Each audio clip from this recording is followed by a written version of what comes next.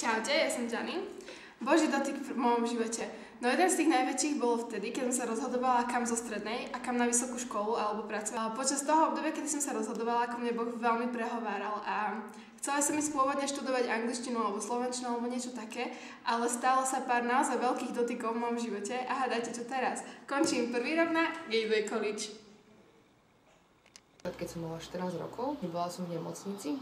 Na prvý pohľad išlo úplne o rutinnú záležitosť výberu krčných mandlí, ale nakoniec sa to veľmi skomplikovalo a vlastne z polhodinovej operácie bola operácia hodina a pol, proste celý krk bol dosť na tom zle a vlastne išlo z časti troška aj o hlasivky.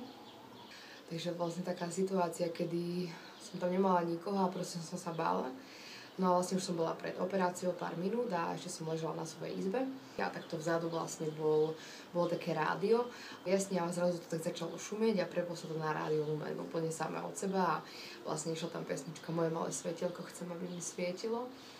A bolo to úplne super, lebo vtedy som vedela, že proste Pán Boh mi tým chce povedať, že je so mnou. A vlastne ďalšia pesnička, čo následovala, bola Ostrov milosti. V tej pesničke sa spievalo, že na Ostrov milosti môžeme vstúpiť. Tam slnko vždy svieti a ten ostrov milosti je plný lásky.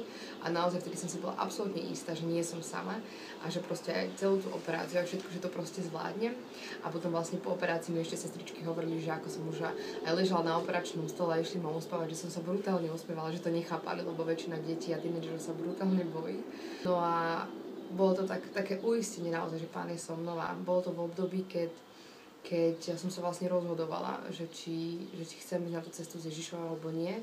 Začala som aj spievať a super bolo, že vlastne ten výber mandlí spôsobil aj to, že vlastne môj hlas trocha sa stenšil a že proste som mohla spievať lepšie, mohla som mať lepší rozsah. A to bol taký štart a také uistenie sa, že naozaj, že proste mám ísť na tú cestu s Ježišom, že proste mám sa pre Neho rozhodnúť a že proste ma požehná, nikdy ma nezanechá, aj keď bude zle, aj keď bude dobre, proste bude stále so mnou.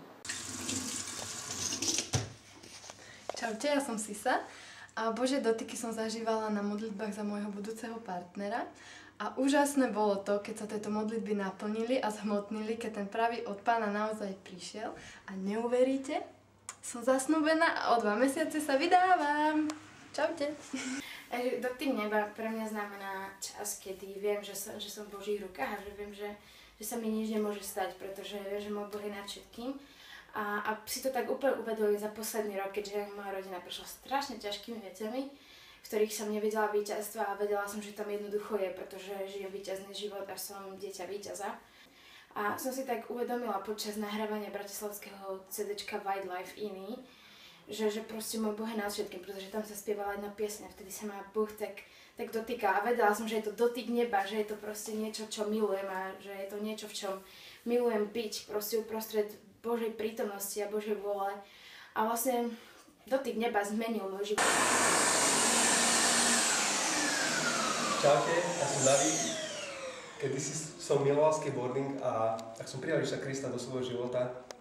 Dostal som túžbu to robiť na Božiu slávu. A Božím dotykom pre mňa bolo, chodil som po celom Slovensku s kresťanskou kapelou jazdiť na skateboarde na Božiu slávu. A ak túžiš ty po Božom dotyku v svojom živote, modli sa a Pán ti otvorí dvere a uvidíš Boží dotyk vo svojom živote.